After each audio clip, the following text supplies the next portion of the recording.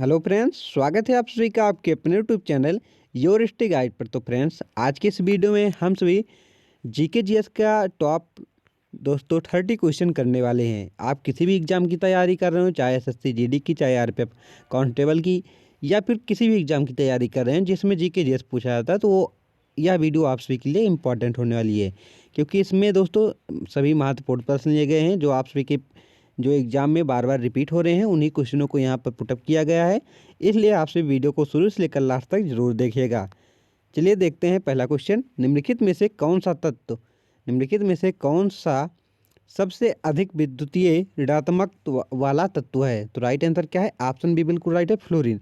Fluorine जो है सबसे अधिक जो है विद्युत ऋणात्मक वाला तत्व है। यह आवर्त सारणी के 7वें समूह का प्रथम तत्व है, ये भी आप याद रखिएगा। और सर्वाधिक आधातु गुण इसमें विद्यमान रहता है, ये आप याद रखें।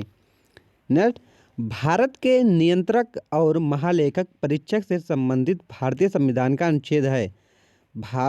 भारत के नियंत्रक और महालेखक परीक्षक से संबंधित भारतीय संविधान का अनुच्छेद है।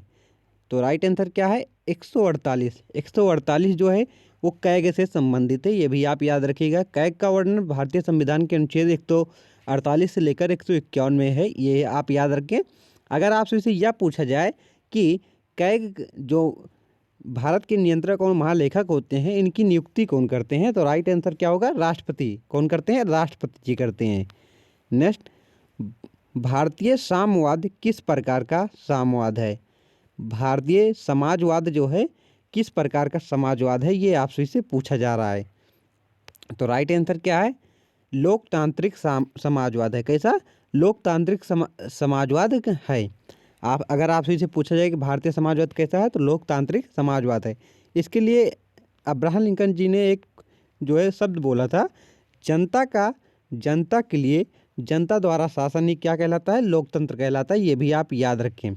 पूछा जाता है कि लोकतंत्र क्या है, तो जनता के लिए जनता द्वारा शासन ही क्या कहलाता है? लोकतंत्र कहलाता है। नेक्स्ट देखते हैं अब, बांस और शाहबलूत के वृक्ष ... होते हैं। बांस और शाहबलूत के वृक्ष जो होते हैं वो किस प्रकार के वृक्ष होते हैं, ये आपसे से पूछे जा रहे हैं।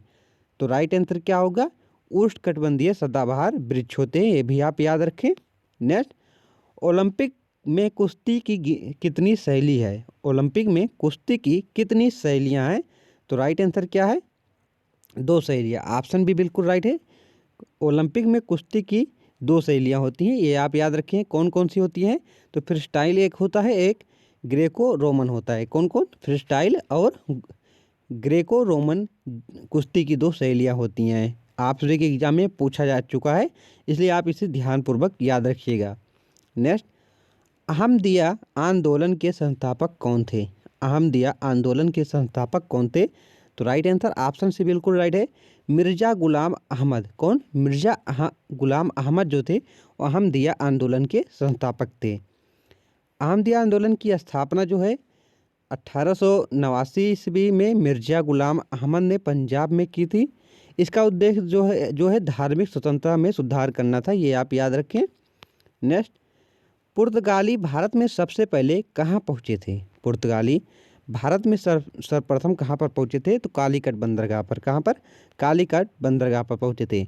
भारत के लिए नए समुद्री मार्ग की खोज पुर्तगाली व्यापारी वास्को डी गामा ने 17 मई 1498 को भारत के पश्चिमी घाट पर स्थित बंदरगाह कालीकट पर पहुंचकर की थी। नेक्स्ट क्वेश्चन देखते हैं अब, कौन सा उपकरण प्रत्यावर्ती धारा को दृश्य धारा में परिवर्तित करता है? कौन सा उपकरण जो है प्रत्यावर्ती धारा को दृश्य धारा में परिवर्तित करता है? तो रेक्टिफायर। कौन करता है? रेक्टिफायर करता है। रेक्टिफायर एक विद्युत घटक है जो प्रत्यावर्ती धारा को जो है प्रत्यक्ष धारा में परिवर्तित करता है। नेक्स्ट क्वेश्चन, भारतीय संविधान में भारतीयत्व को शब्द का अर्थ क्या होता है? भारतीय संविधान में भारतीयत्व शब्द का अर्थ क्या होता है? तो राइट आंसर ऑप्शन ए बिल्कुल राइट है, भाईचारे की भावना। भारतीयत्व का अर्थ क्या होता है? भाईचारे की भावना होता है। नेक्स्ट, वायसराय कर्जन ने किस वर्ष बंगाल विभाजन की घोषणा की थी? मोस्ट इंपॉर्टेंट क्वेश्चन है, इसे आप जरूर याद रखिएगा। वायसराय कर्जन ने किस वर्ष बंगाल विभाजन की घोषणा की थी? तो राइट आंसर क्या है 1905 ईस्वी में। कब की थी? 1905 ईस्वी में की थी। वायसराय करजन ने 16 अक्टूबर 1905 को जो है बंगाल विभाजन की घोषणा की थी। नेक्स्ट, ग्रीष्मकाल एवं शीतकाल में पशुओं का ऊंचे चारागाहों और नीचे घाटियों के मध्य मौसमी संचालन को क्या कहा जाता है? ग्रीष्मकाल एवं शीतकाल में पशुओं का ऊंचे चारागाहों और नीचे घाटियों के मध्य मौसमी संचालन को कहलाता है, या संचालन क्या कहलाता है? तो राइट आंसर क्या है?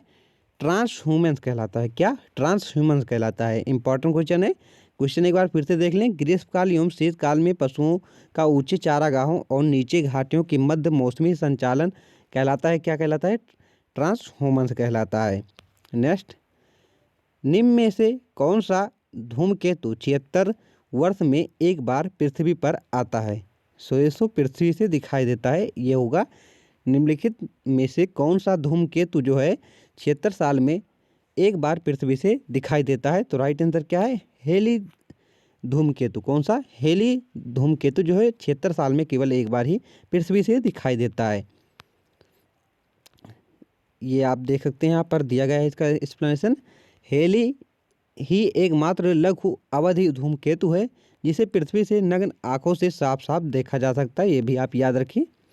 नेक्स्ट, राष्ट्रीय नमूना सर्वेक्षण कार्यालय डॉट डॉट के अंतर्गत कार्यकाल है। यहाँ पर पूछा जा रहा है जो है राष्ट्रीय नमूना सर्वेक्षण कार्यालय का डॉट डॉट के अंतर्गत कार्यकाल होता है, तो किसके अंतर्गत होता है? सांख्यिकी और कार्यक्रम कार्यान्वयन मंत्रालय के अंतर्गत ये कार्य करते हैं। नेक्स्ट, निम्नलिखित में से किस झील को एकमात्र तैरती हुई झील भी कहा जाता है? निम्नलिखित में से किस झील को एकमात्र तैरती हुई झील भी कहा जाता है? तो लोट्टक झील को एकमात्र तैरती हुई झील कहा जाता है। कहाँ पर स्थित है? मणिपुर में स्थित है, ये भी आप याद रखें। नेक्स्ट, निम्नलिखित में से कौन 7 वर्ष और उससे अधिक आयु वर्ग में साक्षर जनसंख्या के अनुपात को मापता है? निम्नलिखित में से कौन 7 वर्ष और वह उससे अधिक आयु वर्ग में साक्षर जनसंख्या के अनुपात को मापता है? तो राइट आंसर क्या है? ऑप्शन ए बिल्कुल राइट है, साक्षरता दर। क्या मापता है? साक्षरता दर मापता है। रहस्यमयी बरमुंडा त्रिभुज निम्नलिखित में से किस महासागर में स्थित है? ये आप सभी का होमवर्क है। इसका आंसर आप सभी को कमेंट बॉक्स में बताना है कि रहस्यमयी बरमुंडा त्रिभुज निम्नलिखित में से किस महासागर में स्थित है। इंपॉर्टेंट क्वेश्चन है, इसलिए आप इसे याद जरूर कर लीजिएगा और इसका आंसर कमेंट बॉक्स में बताना है। रहस्यमयी बरमुंडा त्रिभुज निम्नलिखित में से किस महासागर में स्थित है? हिंद महासागर, अटलांटिक महासागर, आर्कटिक महासागर या प्रशांत महासागर? नेक्स्ट देखते हैं अब। नई संशोधित सार्वजनिक वितरण प्रणाली वर्ष डॉट डॉट में शुरू हुई थी। कब शुरू हुई थी? तो 1992 ईस्वी में शुरू हुई थी। कब? ऑप्शन भी बिल्कुल राइट है, 1992 ईस्वी में। दूरस्थ और पिछड़े क्षेत्रों में सार्वजनिक वितरण प्रणाली का लाभ प्रदान करने के लिए वर्ष 1992 में संशोधित सार्वजनिक वितरण प्रणाली की शुरुआत की गई थी। नेक्स्ट क्वेश्चन देखते हैं अब। आईसीसी का पूर्ण विस्तार है। आईसीसी का पूर्ण विस्तार क्या होता है? तो राइट आंसर ऑप्शन से बिल्कुल राइट है, अंतर्राष्ट्रीय क्रिकेट परिषद। क्या होता है? अंतर्राष्ट्रीय क्रिकेट परिषद। नेक्स्ट क्वेश्चन देखते हैं। देश की प्रति व्यक्ति आय का अर्थ क्या होता है? देश के प्रति व्यक्ति के आय का अर्थ क्या होता है? तो राइट आंसर ऑप्शन ए बिल्कुल राइट है, प्रति व्यक्ति प्रति वर्ष जो राजस्व होता है वही देश की प्रति व्यक्ति का आय का अर्थ होता है। Next question.